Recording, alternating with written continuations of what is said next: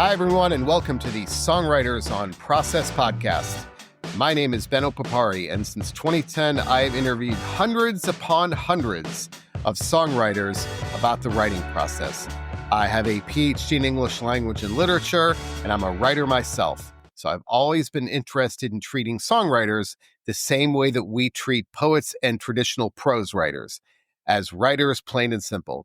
There is no talk of how bands get their name, favorite tour stories, favorite foods, band drama, or anything else. This is an intelligent conversation about the writing process between two writers as we go deep, deep, deep into the writing process. That's it, nothing else. And with that, let's get into today's episode. And today on the podcast, Lili Trifilio of Beach Bunny. I'm a big Beach Bunny fan, so this was a lot of fun talking to Trifilio. Beach Bunny was formed in 2015 in Chicago. It was initially Trifilio's solo project. She's the guitarist and the vocalist in the band. It became a full band in 2017. Their new album is fantastic. It is called Tunnel Vision. It is out April 25th. We talked about a few things today. I had written this one thing down, Scribbling into Oblivion, or Scribbling to Oblivion, which I feel like that's a great name for a song title. If she's going to listen to this, Lili, I think that's a great name for a song title. One of the things that I like to discuss with songwriters is, first of all, if they write with a pen and paper or a computer, and if they write with pen and paper, when they erase things or cross things out, do they just put a line through it, or do they scribble it out frantically so there's no trace of what was underneath? The advantage to that is that it sets it aside. You're not thinking about it anymore. The disadvantage is that if you needed that thing, you can't see what you wrote.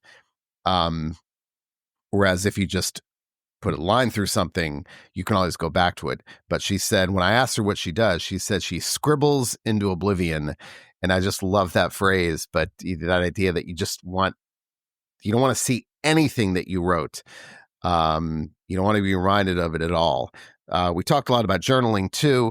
She's a big journaler, likes to journal, and she has a junk journal that she uses because she says writing about new things can be intimidating, and the junk journal kind of lessens the intimidating nature of that. And, I like to talk about writer's block, and I've always said writer's block often happens not because we don't know what to say, but because we don't know where to begin. And for Trifilio, writer's block isn't because she doesn't know what to say. It's because, in fact, she has so much to say and doesn't even know where to even start writing. So, hey, that's, I guess, an embarrassment of riches if you truly have so much to say that you don't know where to begin. I love this interview. I'm a big fan of the band, big fan of all of their music, but the new album, Tunnel Vision by Beach Bunny, is fantastic. So without further ado, Lili Trifilio of Beach Bunny. Are you, if you talk to prose writers, they will tell you that butt in the seat every day, you got to write, doesn't matter what it is. So are you of that vein, or do you like to write or create in some fashion every day, or do you think it's important not to push it because things might become too derivative? I think I fall more on the second hand of that. I think it's important for me to do something creative every day, but I think in terms of songwriting, that is very fluid and comes and goes. Um, if I've noticed if I push it, I'm not making my best work.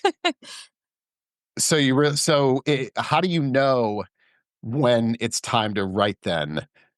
I think I've gotten better at kind of being in tune with my emotional state.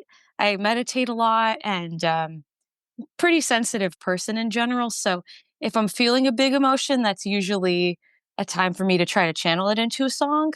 Where if it's kind of like day in, day out, normal routine, I think I'm more keen to like reading a book, picking up a movie, something, more in the ordinary. So what is that emotion then? Because I hear Mm. that, I hear that a lot. They're ideal emotions when we tend to be at our most creative. So is there, whether it's on one extreme or the other, is there an ideal emotion when you're most productive? I mean, unfortunately, sadness, really makes great songs. So if I'm in a moment of despair, you know, I'll get a good crowd and stuff, but try to maybe seize that moment if it feels right. But lately I've been writing a lot of happier songs, which is sort of something not really featured on this record, maybe the next one. And I think just yeah, honestly, the change in the sunlight and the weather has sort of shifted my brain into a different gear of like, oh, we're coming out of the winter depression. Maybe I can write about being outside or something. So, okay, a couple of follow-ups to that. So is there a point, because some songwriters are productive when they're sad, but even there's a limit there where it's like, uh, you know, I'm just not in that space to write because I'm so sad. Okay, so that's the first question. And the second follow-up is, are the happy songs being written because you're happy, or do you write them to get are they happy to get out of that sad state? Oh, that's a very interesting question. Right? Yeah, I would say the first point would be that I don't know. I mean, I guess if it's been like a long-term depressive episode, I was actually reflecting on this yesterday how like 2022, kind of after like big wave of pandemic, lots of stuff happening in my personal life, I totally had a giant writer's block. I think that was just like too much processing at once. I didn't even know what to write about for about 6 to 9 months. But I think nowadays it's like if sadness is coming in spurts, it's usually me feeling existential about something, which is a lot of the theme on this new record. Um, or I'll just have like a day where I'm spiraling, but it's not overwhelming to the point where I just need to lay in bed all day. So I think that songwriting actually is a great outlet for me to maybe like move past the emotion in a way, kind of like journaling, um, but instead putting it to some music. I'm writing frantically with all of your answers because I have all these follow-ups. Because Sure. you said something interesting about writer's block.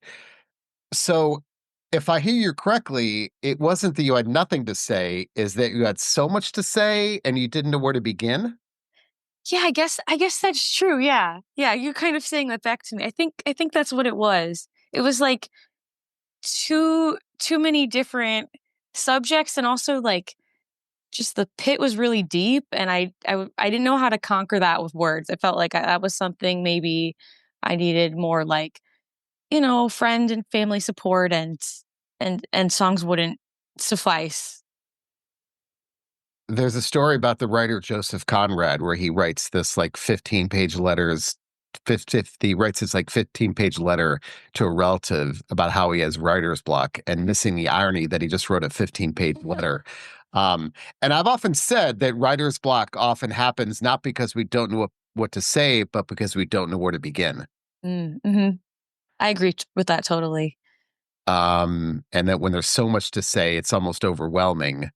Um, and what do you do? How did you get out of that, I guess?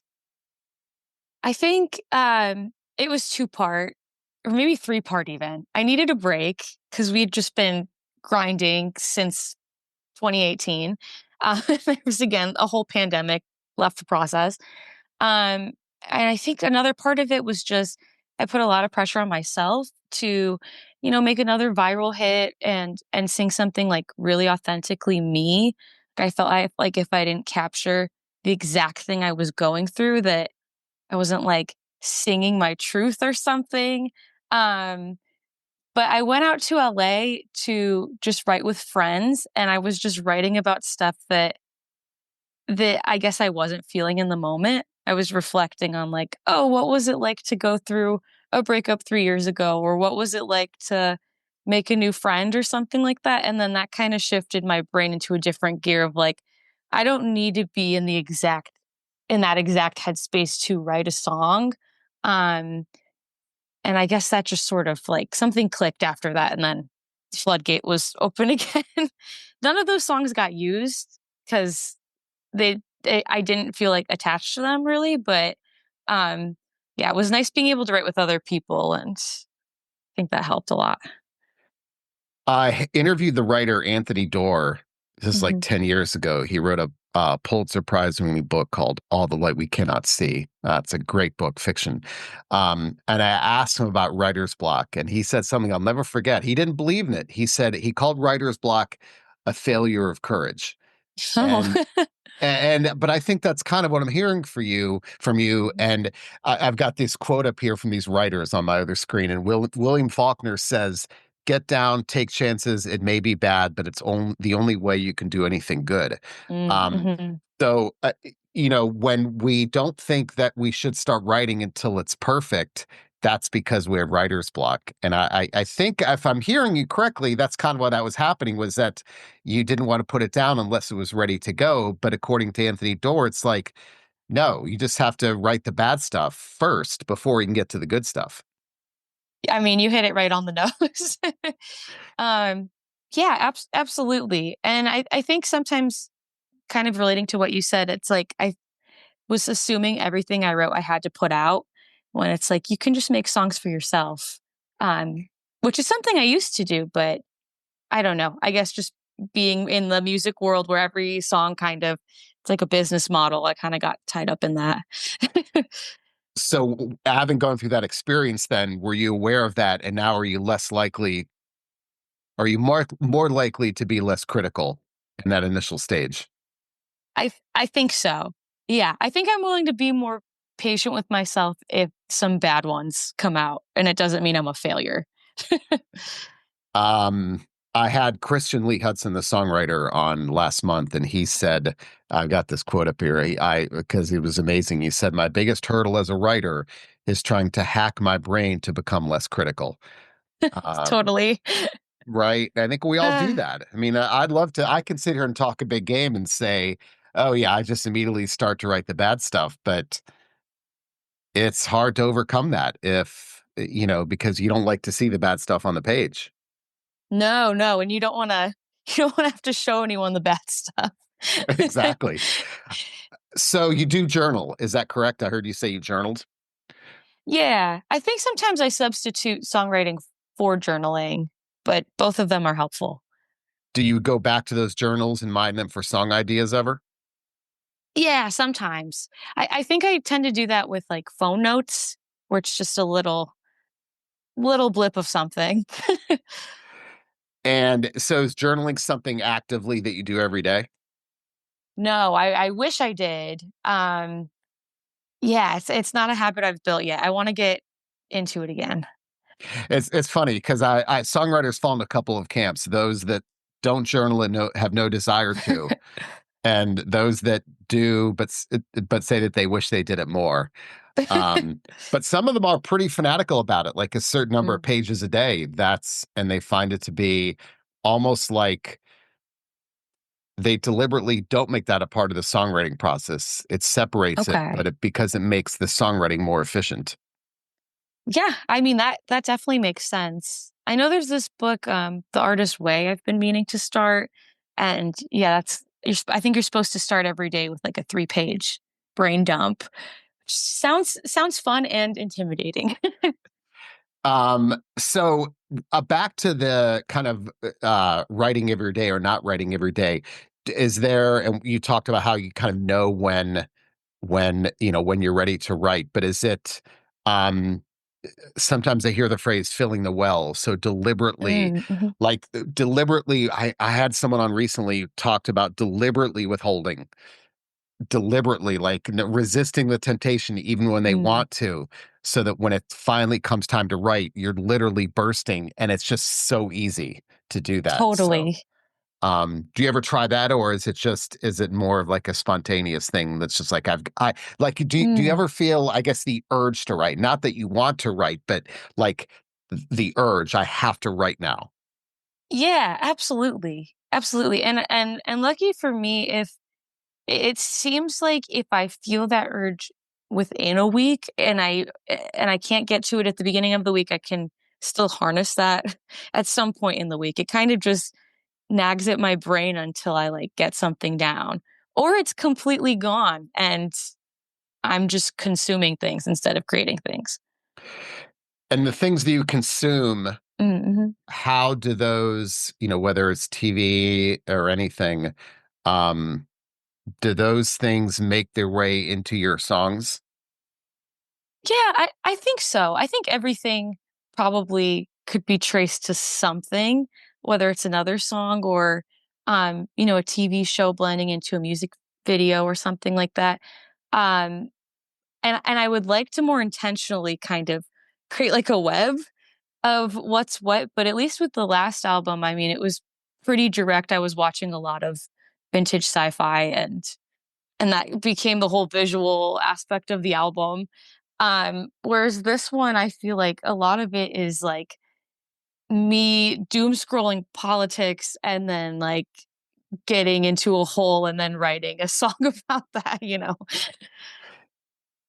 Yeah, it's funny you say that because I there's a temptation I have like to right now to keep abreast of what's going on, and I Mhm. feel like I can handle it for about 2 minutes, and then it's just not good for my mental health. I mean, it really like I know it's awful, but it's like it's the trade-off. Do you become aware or do you say like I just can't take this anymore? And Absolutely. um but what that's done is I've now turned to a lot more because I like to read every day, but I've turned to a lot more fiction, Mm, books just to kind of literally get me out of that world. absolutely. That's so important. Um, okay, so if the internet is correct, you majored in journalism. Is that right? I did. Okay. So I have a good friend who he's an attorney but he started out his career as a journalist for the Associated Press. Mm, mhm. And when he became an attorney and when he was first an attorney and a partner would say to him, I need this by noon, his first response was to salivate and say, like, noon, how about 11? Like, he loved to write under deadlines because he was used to that. So, do you find, I'd love to explore, have you ever thought Mm. about, does that experience made you a more disciplined writer when it comes to the process? That is a great question. I never really dipped my toe into journalism outside of class, but those deadlines were still there, for sure. And I think in some ways, I think a deadline is helpful in just making sure I'm doing something. Otherwise, I feel like the songs end up sitting somewhere in a file for a long time, and then better songs come along, and then better songs come along, and then I'll never put out those initial songs. So I think in some ways it's good to be like, how quickly can I capture this like 6 months of my life into an album or something? So that when we put it out, I still connect with it. So I think maybe that's where the deadline feels more important to me is when there's too much of a gap between creating and the release, I start to not like the art as much. Hmm. So, would you call yourself in general a disciplined writer? I don't know. You'd have to ask my manager. I think I'm a disciplined, creative person. So you mentioned all it, and you mentioned it, having all these ideas on your phone. Mhm. And I always have this conversation with songwriters, and they will occasionally, when I mention this, they'll bring out their phone and I had on, gosh, I've had songwriters on who have had thousands of notes on their phone and they never go back. So, two-parter here, are there just endless voice memos or ideas? And how often do you really go back to them? I mean, I have all these ideas up here, but I don't think I'll ever go back to them. So how often do you really go back and say, "Oh yeah, maybe I should look at this again."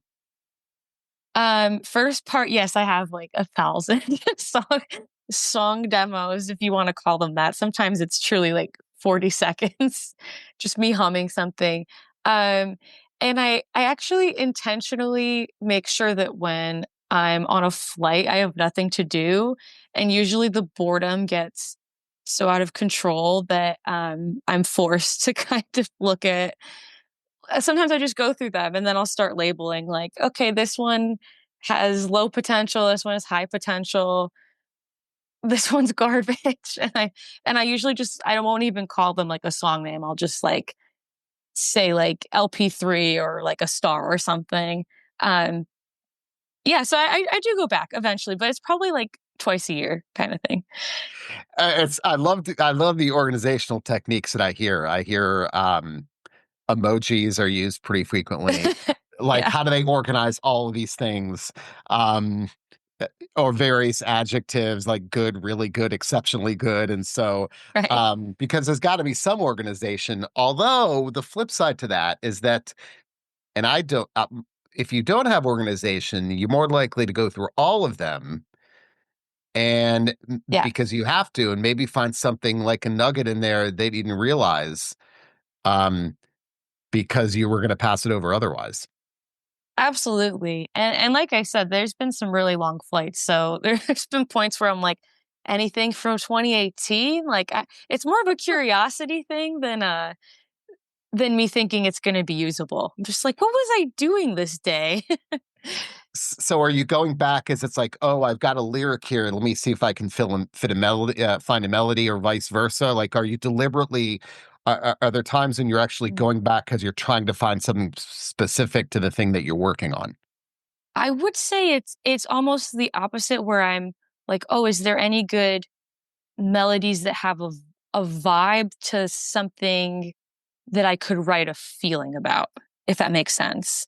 Instead of coming from lyrics first approach, it'll be like, oh, is there anything catchy in here? And then sometimes I'll hear it and be like, oh, this could be a song about this thing that's currently happening in my life. It kind of fits a certain vibe. So you're feeling a certain way, and then Yeah. you think, okay, I'm in that state of mind. Let me go find something for that. Yeah. Like it kind of happens almost like simultaneously. Again, on the plane, I'm like, I'm really bored. I kind of want to work on a song. And I'm hearing maybe like a chorus and I'm like, okay, I don't know exactly what what I want the whole song to be, but like I could see this word kind of working at this part and it sort of just comes together like a puzzle. When it comes to the lyrics, Mhm. are you a pen and paper person or a strictly phone computer person? I'm actually both. Um, but I think pen and paper is great, and if I don't do that for a while, I feel like I'm missing out on something. We can go deep into this because I could probably start an entire podcast just on the dedication that songwriters have to you laugh, but to types of certain color of ink, brand of pen, type of paper. Uh Mm. how loyal are you to those things first? Not very loyal at all. I'm more like I need to be able to I think if it's a fresh journal or a fresh pen, it's like I don't know, it ruins the process in some way. It's intimidating to lay it down. So it's almost like I need some junk journal that's really beat up. Um and I'm scribbling and it doesn't look nice and I hope no one ever sees it. I'm never going to be the type to like take a photo, a cute photo of it for a story or something. It looks trash. Um but it's just for me and in that way I feel like I can really like just get it out. So that again, I hear that a lot, and there's opposite extremes. There are those Mhm. who feel like the less precious you make it, the less pressure there is. And Mhm. those are the people that will write on the back of, I mean, I've heard like utility bills, envelopes, because if you make it more precious, then there's more pressure on you to Totally. do it. And if I, that sounds like you're in that camp of, it's just a Definitely. song, not a big deal. I'll just write wherever, right? Absolutely. That totally resonates with me. I think when I was in LA doing those couple sessions to get out of writer's block, the guy gave me a new book and I was like, "Do you have just like a computer paper? I don't want to mess up this notebook for you." So does ink color matter? I guess I'd prefer black pen, something that works well. I've used Sharpie before. I think I'm more on the just get it out, you know. Okay, now again, I'm going to follow up with one thing because this is very, some people feel strongly about this. Sure. When you're crossing out, So I guess you're not a pencil person. We're talking only pens, right? Mhm. Okay. I'd say only pens. All right. So when you're crossing out, are you doing a single line or scribbling through it so you don't see that thing that you wrote? Oh, we're scribbling to oblivion. Really? Okay. I love it. So you don't worry that you might need that again. Like what? Let's talk about why are you scribbling into oblivion? By the way, I love that into oblivion. I think if I'm scribbling out something that viciously, I feel pretty confident that I'm really not gonna like it in the future. Um, but I will say if I'm deciding to keep something, but I'm unsure, I might have like few versions of a verse, and then I'll really circle the one I like a lot just to keep it organized. But it's quite messy. I mean, if you saw a piece of paper of mine, you wouldn't know what's the verse, what's the chorus. I'm not labeling anything. I'm writing very tiny in margins and pointing arrows to things. Okay, actually, now this is the chorus instead of the verse. I had on a couple years ago the producer Daniel Lanois, and he's produced Mhm. U2, REM. I mean, these legendary bands, and but also is a songwriter. And he talks Mhm. about how he writes all of his songs on, I think he said 11 by 22 art paper, unlined, Oh wow. thought bubbles and arrows and scribbles. And there's Mm. words here, there's words there. That's not linear at all because Hmm. that's how his mind works. Um, so is that process less linear for you as well? Yeah, I think so. I think I'd rather just get something started wherever it falls in the song, might start at the bridge, than start at the first verse. And yeah, the more I'm talking to you, the more I'm realizing I think I'm just trying to avoid putting too much pressure because I know that pressure leads to a block. So I think subconsciously, even in when I'm doing the notes on my phone, it's like an unlabeled note with 4 lines, and I'm hoping I'll remember which song I'm referring to when I look at it again. It's a fine line because the more you're aware that it's not a ritual, Mhm. the more it almost becomes one, right? But like Yeah, I hate to say that. Now I'm gonna give you that is my process. right, right. And it's like the more you think about, oh, I don't want to make it precious, so I'll use a shitty piece of paper, Sure. then you start to realize actually that's what I need. So that's I'm the same way. Um and and I think that that can be the danger in that is the more you think about I don't have a ritual, but I only do this. It's kind of like, well, actually, that is a ritual. Absolutely. That's funny. Um, so speaking of rituals, then, is there a time of day uh Mm. when I mean my ritual is, for example, like if I write in this chair, I revise in that chair behind me. I Okay, never write and cool. revise in the same place. I'm big on spatial and temporal distance when I revise prose, not being not in the same Absolutely. place, not the same time.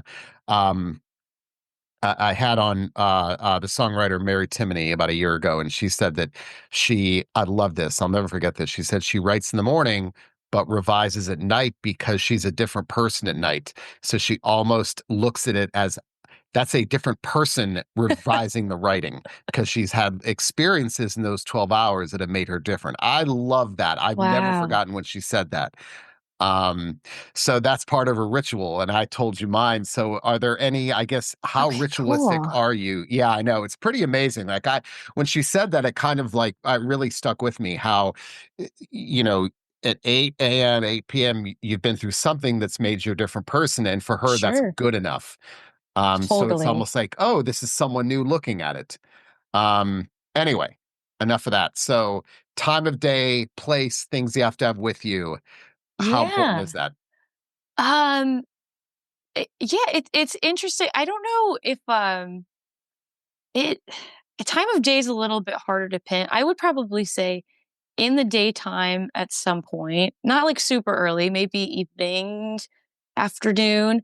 And I write really well in motion.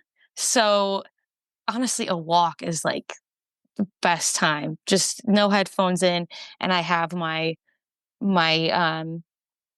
my notepad or not my notepad, my note on my phone up and maybe I'll scribble some things down and then I'm just taking a voice memo of me like then singing that part and then singing another line and kind of back and forth.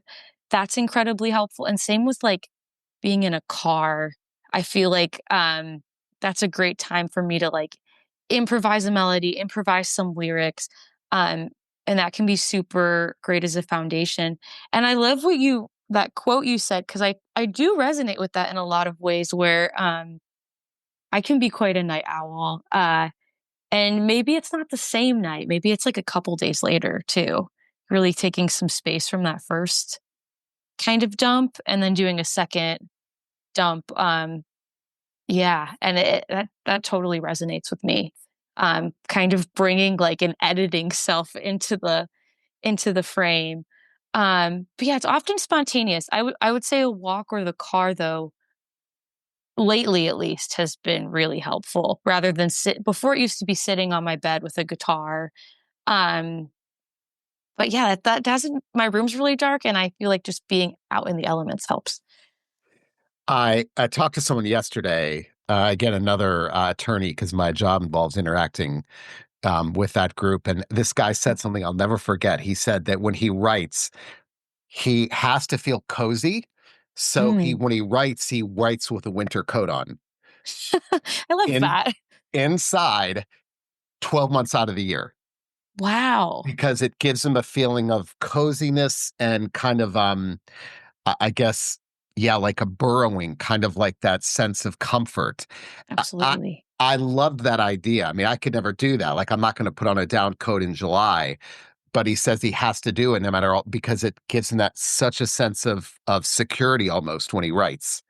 Totally. What a fascinating thing, right? But he and it I doesn't love make that. you yeah, wasn't that so cool? Um, okay, so, uh on the motion thing, because I hear that a lot too, walking, hiking, biking. Um, I wrote an article in the Washington Post. I do some freelance work for them on the side about Mhm. running because I'm a big runner. Mm. And I wrote an article, and there's a reason why what you're talking about works.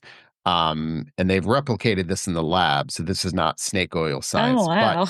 a very clear link between aerobic exercise and creativity.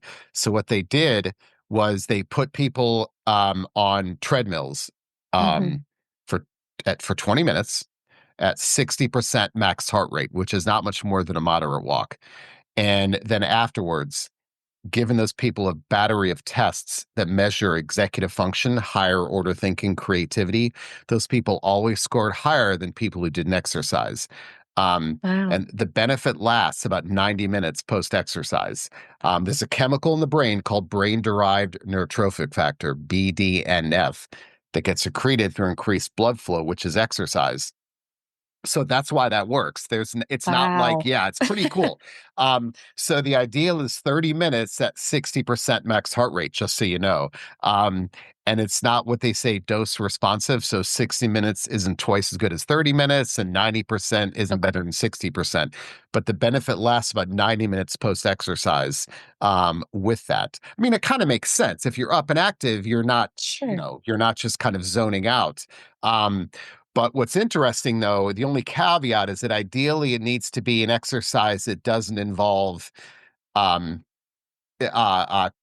executive functions. So, For sure. like if you're taking a walk, ideally it should be a walk in a park rather than an urban environment because you're trying not to get hit by a Mm. car. For Um, sure. yeah, I mean, there's practical reasons behind it.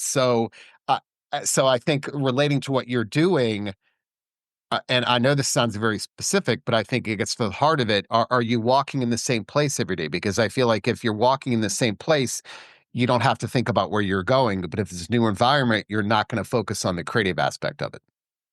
Yeah, no, I mean, I'm just kind of mindlessly wandering around my neighborhood, which is pretty residential. So that, yeah, I mean, that totally syncs up. And I was thinking about, oh, what are kind of, um, what's an environment that I seem to like almost need to write? And it's usually a sunny day, which also makes sense why I'd be walking, and it kind of all goes hand in hand. Yeah, I'd be curious. So, are you doing that 12 months out of the year? And the winters in Chicago aren't known for their warmth. So, is it, or I'd love to, it'd be interesting to see how your productivity measures up in the wonderful spring and summer there versus the winter. I think it absolutely is like revving up right now, and by November it'll kind of dwindle down. I think in winter I'm it's easier for me to lock in on like the other aspects of an album, at least with this cycle, that's been the case where, what's the art? What's the tour tee? What's the music video looking like? But all of the music for this last album has been from about now last year through October. So, so maybe seize the prime time. Exactly, right? Okay, so now that you mentioned car, because I did want to ask you something very specific, because I've been listening to the new album, which I love, and I have to ask you this because I think it's the second track has that Mhm. car lock, that car alarm sound at the very end. So Yeah. I normally don't ask those questions like, how did this happen? But I found that it's funny because the first time I heard it, I had to go back and say, was that someone in the house doing that, or was that on the song? So how did that come about? Totally. I mean, the cars sound, unfortunately, I wish we could have done my own key locking. That was like a splice sample, but uh yeah, I think on this record, for some reason, I was taking a lot of the lyrics really literally and thought it would be fun to put a sample that's so obvious where I'm like singing about driving in the back seat as like a metaphor for not having control in my life, and then literally putting honking sounds in, which listening to the mixes in my car was a little scary. Who's honking at me? Speaking of cars, David Byrne of the Talking Heads said that a car Mhm, is a great place to write lyrics. mhm, And he says, and his quote is directly, "A car is a good place to write lyrics. Driving occupies one part of the brain, freeing up the other." And mm, a lot of songwriters tell me that they get the best ideas. And I think there's research also behind this, which is why they say we get our best ideas in the shower. mm, It's when our brains are engaged in an activity that requires no conscious thought, that's when the ideas bubble up. So Agatha Christie said that she said the best time to write a book is when you're doing the dishes. So I've heard things like gardening, folding laundry, chopping vegetables, and I hear that all the time, that the ideas don't come to us when we're thinking about them. They come to us when we're doing something that doesn't require anything. So absolutely. how often does that happen to you? It sounds like it does with driving, but I'd love to know if any other times besides walking when you find that you're productive. Mm. Mhm, mhm. Um, yeah, I think sometimes, yeah, I think dishes is a good one as well. I tend, when I get into cleaning mode, as much as I would like to think that I'm using half my brain, I can be very like, "Oh, I see a towel here," and then I don't know, my attention span's pretty short. Um, so I think I do need something that's very, like, disengaged, and I need to be very intentional with, I love podcasts, I love listening to music, so I just need to be able to really turn that off. Um, and for some reason, something like walking, I feel like I get enough engagement by just looking at stuff around me. Um, but there's plenty of things where I don't know. It's like I almost need background noise to concentrate on this task I'm trying to do. Yeah, back to the walking, it's that's that tends to be, I mean, I think we're all like that, where going Yeah, for a walk is just a time to clear the head, but the deliberateness, I mean, I get so many ideas when it's just like it's a whether it's looking at things or whether it's just uh letting your not looking at things and just kind of letting your mind wander. totally. But I love that. So it sounds like a lot of those that's your most productive time then. Yeah, and also, like, specifically, I mean, driving in my day-to-day life when I'm actually behind the wheel, but also, when we're on tour and we're stuck in a bus or a van, I mean, that's gold. You really run out of things to do, and I think letting yourself be bored is is so important for songwriting, and I don't like being bored. So I think sometimes being on the road is helpful in a lot of ways. Being locked in a green room for a while usually leads to some songs post tour. Yeah, they say boredom is the best time. Yeah. That's where the ideas come to us. Um, when a song happens quickly, Mhm. one of those rare moments when it's like lightning in a bottle, are you less likely to revise those songs that come out all at once? Yes, I think that's true. I think that's very true. I'm really excited when it happens. Um, and you yeah, usually it feels like I'm not even writing it. Like something's just possessed me and it's come out, it's on paper, and I'm fully satisfied with the product. Revision might come in the studio just when picking instruments and stuff, but I think lyrically, yeah, I tend not to really edit that. With your editing, like when I'm a prose writer, again, I've never written a song in my life, but there are certain quirks I have in my initial drafts that I do in my writing. Uh-huh. I don't care that I do it as I write, uh, but I know that I do it, and I make that a deliberate part of my revision process. Like, so I'll be very Mhm. specific here. Like, for example, I can be writing prose, um, and there'll be if there are 10 sentences in a row, they're all clause and clause, clause and clause, clause but clause, clause so clause, clause. I could have every sentence looks like that. It drives me Sure. crazy, but I don't care because I know I go back and look for those things. So I know Mhm. it's different in songwriting, but are there certain things that you do in that initial draft where you just Mm. certain things that you look for when you're revising? Yeah, absolutely. I would say Beach Bunny songs typically have a rhyme scheme, and there's often times where there's like a filler word that I know what it needs to rhyme. It's not the right rhyme, and I'm just circling it, being like, find something better. This is not your best work here. That's a pretty common one. Or sometimes it's more like an idea I want to get into this 3-minute song that it's like maybe I've had two verses and I'm not covering everything I want to talk about. Um so that might be more like I'm underlining some lines, being like, you should replace this with something that hits the song from a different angle, but this is okay for now. Maybe you'll use these lines in the bridge. I love that. So that's intentionally look for those things. Yeah, definitely. Yeah, I think it makes it much more effective if you know what to look for. Um, but I think the last thing you want to do as a writer, at least I do, is I don't think about that as I write because once I start thinking about that, then that's when the block happens because you're intentionally Absolutely. focused. It breaks up the flow of Yes. the process. Absolutely, and that was something I definitely used to do, and it would really pump the brakes, and actually, I'm pretty sure it was my mom. She's a painter, and she likes making, like, abstract art, and, she's always like, "Well, you can just paint over it." Like, that's yeah, I guess that's true. So kind That's of apply great. that to Right, right, songwriting. right. Okay, last question. So we mentioned consumption at the beginning. And I do find for the most part that songwriters are pretty voracious readers. Mm, How much do you get to read, and do you have a preferred genre?